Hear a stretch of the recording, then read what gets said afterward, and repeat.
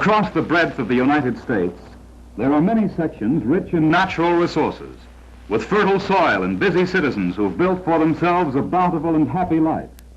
But there are in all America few sections as strategically located or as highly industrialized as the rich Piedmont section of the Carolinas.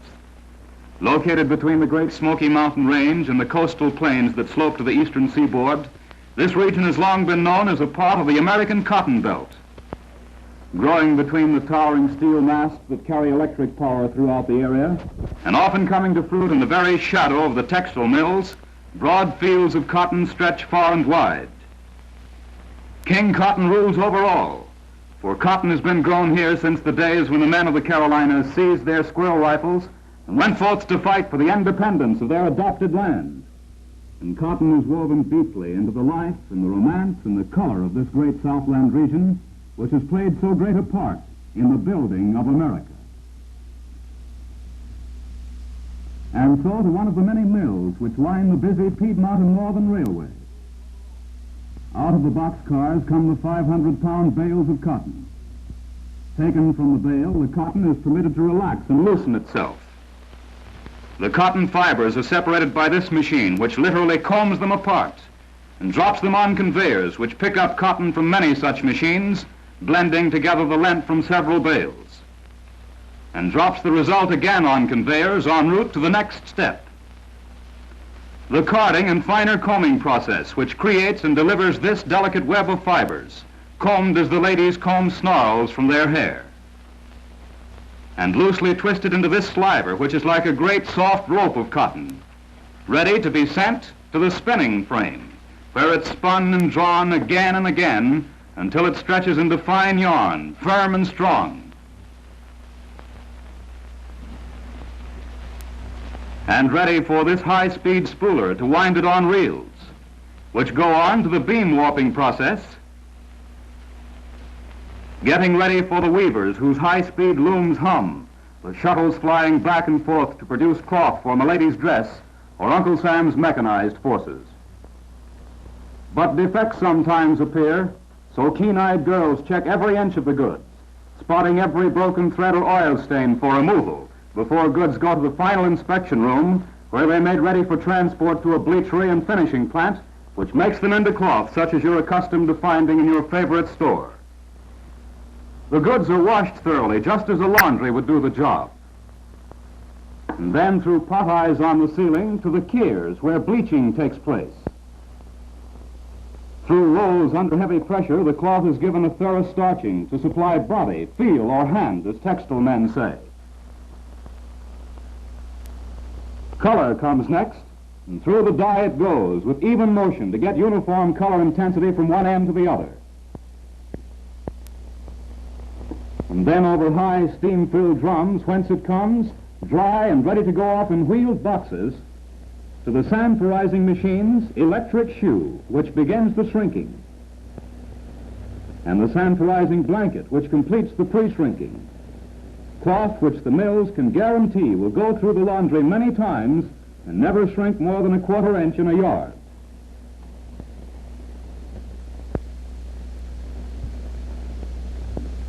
And so into book folds, 36 inches to the fold, and ready for the final inspection, which makes sure the cloth is all it should be. And here at last the goods, clean, finished, and ready for use, are rolled upon that familiar piece of cardboard. The girl cuts it off at the right length, pastes on the mill's label, and down the chute it goes in plywood boxes, on its way to be loaded once more into the waiting boxcars and off to the store.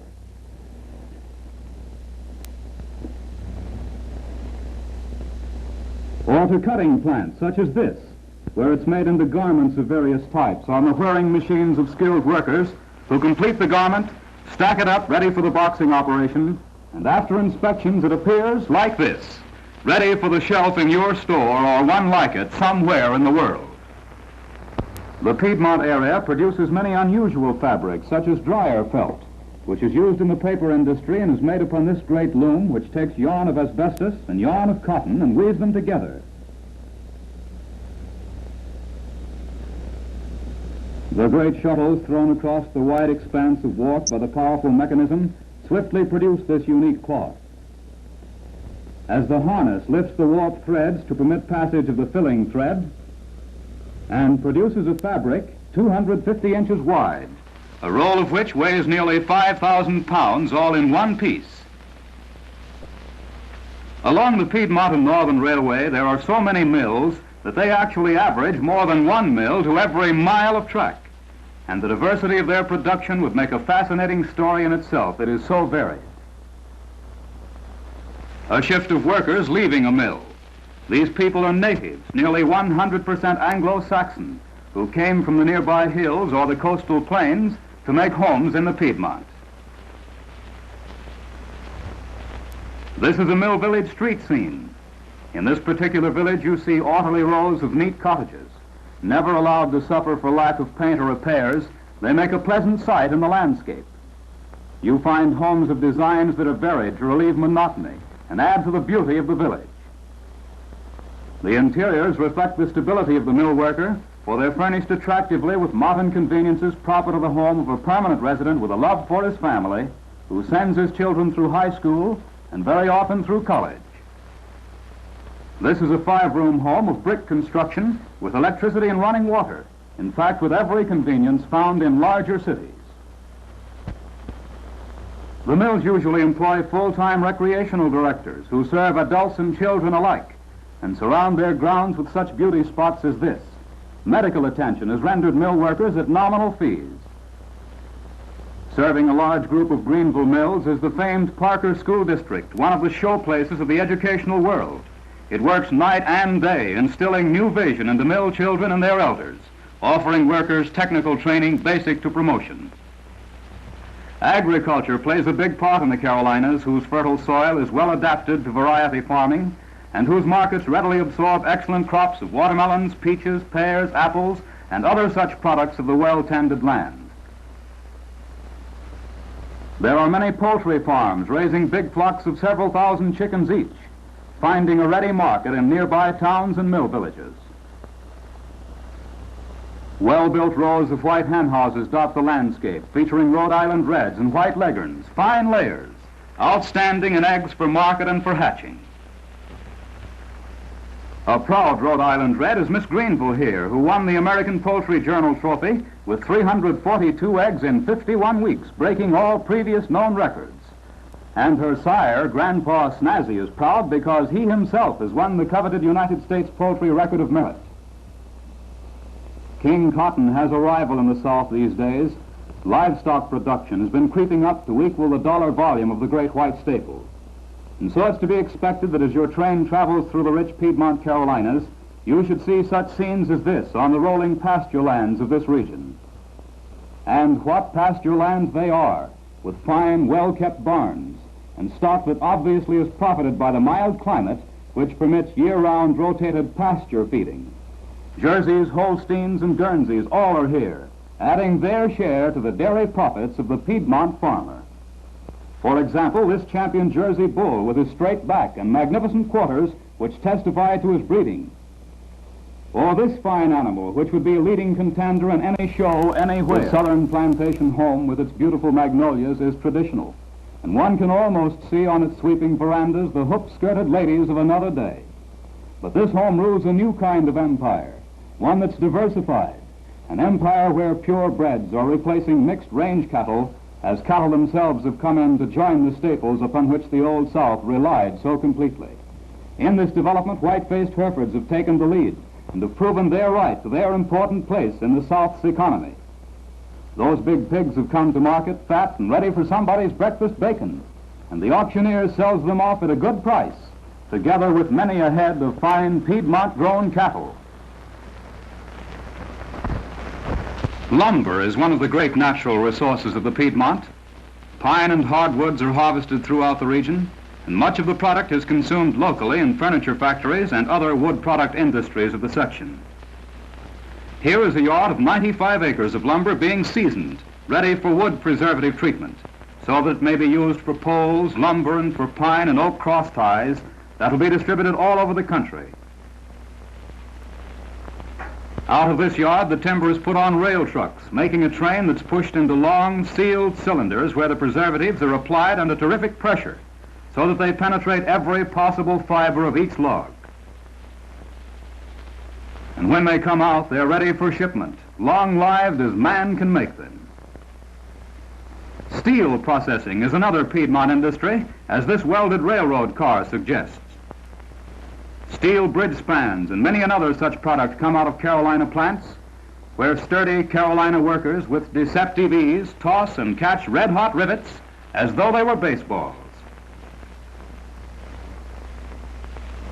and deftly plug them into the right hole while the riveter does its noisy stuff. Turning cotton into butter is the job of this Piedmont Carolina plant, or more accurately, turning cotton into margarine, which is made of cottonseed oil, milk, vegetable fats, and salt. Into this pasteurizing tank with its rotating heating coils goes milk which has first been cultured to bring out certain delicate flavors. While this goes on, the oil is preheated, gotten ready to be put into its own process, that of being mixed with the salt and vegetable fats while still at high temperature. And then to this high-speed mixer where the milk is added, so that the two are thoroughly blended into a homogeneous liquid still at high temperature.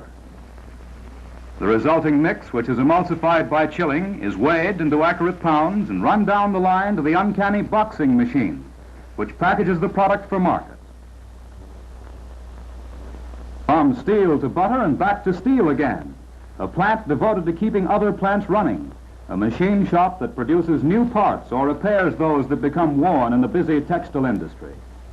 Here they make gears, rollers, rods, parts of many kinds, and the shop is equipped to do intricate work fast and get it back to the mill so that no time is lost. The Piedmont region represents one of the highest concentrations of electric power in the world, and mammoth networks of power lines crossing the cotton fields tell the story of how water power from the mountains joins cotton from the fields to help make a rich land. But hydro cannot do it all. The steam plant must be there too to do its share in the production of electricity. And the steam plant demands coal, huge train loads of coal, which are a common sight along the Piedmont Northern Railway. It must be remembered how highly developed this area really is, and how fully every phase of its industry is electrified. Then one can understand why coal is required in such tremendous quantities that instead of unloading by the usual methods, the cars are pushed into a special machine, locked into it, and the whole car turned upside down, while the coal pours down the chute into the giant maw of the steam electric plant, which consumes 30 carloads every 24 hours when running at full capacity. A sight like this, repeated hour after hour, helps us to visualize the astonishing demand built up by the busy, thriving factories and mills of the Piedmont. And to make it even clearer, here is a reserve coal pile, with drag lines that bring in coal between trains as it may be needed, to feed the turbine-driven generators, those huge humming machines that spend night and day to keep up with the demand for current and still more current, a demand that rises every day as the Piedmont grows greater and busier, as it increases its need for the juice that flows out through this maze of seemingly tangled wires to the area served by this one of many such power plants. Education is a major factor in the Piedmont Carolinas, and a quick look at a few of the educational institutions will give a clear picture of the modern spirit of that education and the traditional background which makes it so much a part of the unique culture for which the South is justly famed. Ivy-covered halls are sung in many a school song, but they are real in the Piedmont, for here are schools that date back to the time when most of America was a wilderness, for the South has historically led the nation in this field.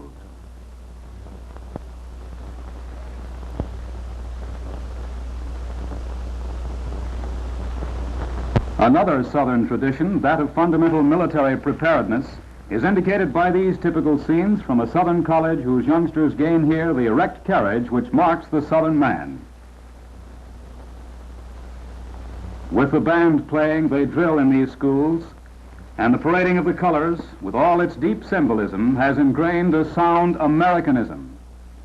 And so you'll find among Southern schoolmen a due all pride in their excellent scholastic training, pride in the snap and the precision of the military formations which occupy so much of their spare time. And it's natural with such a background that Southern boys graduate from school with a readiness for every emergency. The Piedmont is an area of fine, prosperous churches, as may be seen from these examples. They're the very center of their communities, influencing the lives of men, women, and children, and feeding the deep and abiding spiritual side of a section to which the world may well look for its spiritual renaissance in a troubled era. It is a region of charming little homes placed among trees and shrubs and green lawns, homes where children may grow up in the out of doors, where all the family may enjoy life together in the many months of mild weather against a background of comfort and in the surroundings of nature at her very finest. It is a region with an out-of-doors climate, and sports flourish, producing such country clubs as this, where the members may enjoy golf in beautiful surroundings or swim for most of the year in such an inviting pool as you see here. It is a region, in short, where life is good to all who know how to make the most of their opportunities.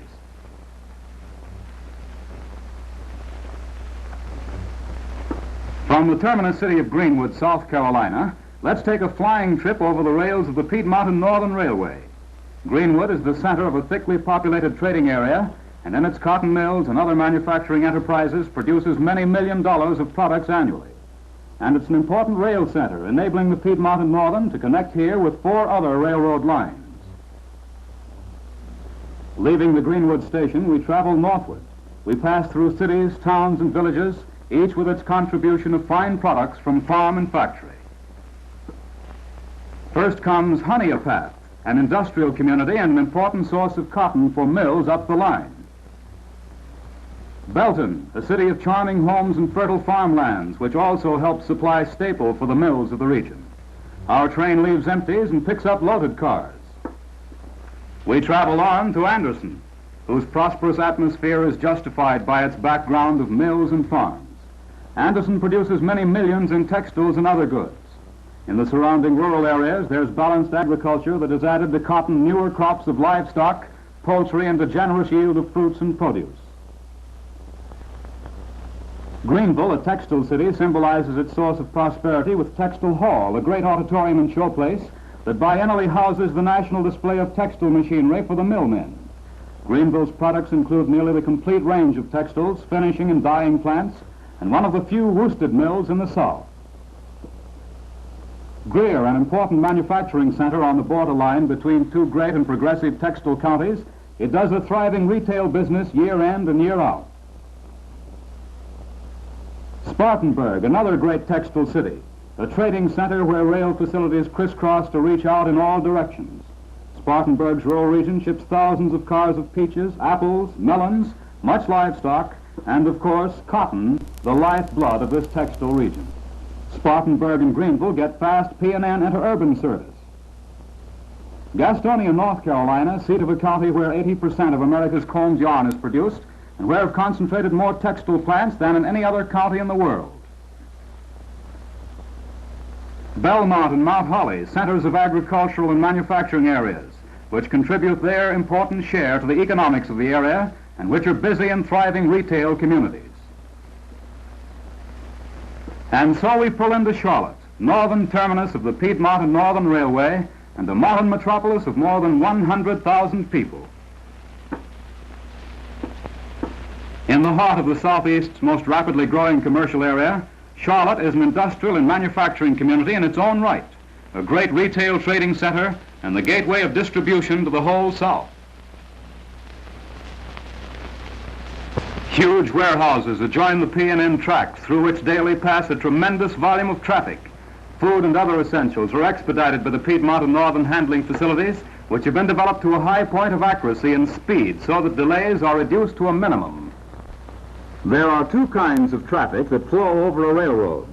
One consists of goods originating off the line and intended for an off-the-line destination. For such shipments, the railroad acts as a bridge for goods originating in such areas as Providence, Boston, New York, Philadelphia, Norfolk, Cincinnati, Chicago, and Detroit to be funneled through the P&N Railway en route to destinations in the South. And when the flow is reversed, merchandise originates from such southern points as New Orleans, Mobile, Jacksonville, Birmingham, Atlanta, and Augusta, and funnels through the P&N Railway for distribution over a multitude of rail lines to the north. This function of the P&N saves many miles and many hours of travel for traffic of varied goods that are daily exchanged between northern and southern points. Smaller lots of freight are shipped straight through to towns on the Piedmont Northern by fast package car. They originate in or near Norfolk, Philadelphia, New York, Boston, Buffalo, Cincinnati, Chicago, St. Louis, Memphis, New Orleans, Birmingham, Chattanooga, Atlanta, and Augusta. Package car shipments originating on the Piedmont Northern are handled to 2 points in or near Chicago, St. Louis, Memphis, Birmingham, Chattanooga, New Orleans, Norfolk, Cincinnati, Philadelphia, Buffalo, New York, Boston, to Atlanta via the Seaboard Airline Railway, and to Augusta via the Georgia and Florida Railway. These cars are operated on regular schedules, and the movement of each car is checked to see that there is no delay. Here, then, is a great inland empire, rich in resources, peopled with aggressive, intelligent Anglo-Saxons, a busy, thriving, humming empire whose products mount up into staggering figures every year and grow greater and more vital to the world's economy with each passing 12 months. Such an empire deserves good railway service, transportation to carry its goods out and bring its needs back in, surely, efficiently. And that's the service rendered to the Piedmont Carolinas by the shining rails and the whirring electric locomotives of the Piedmont and Northern Railway.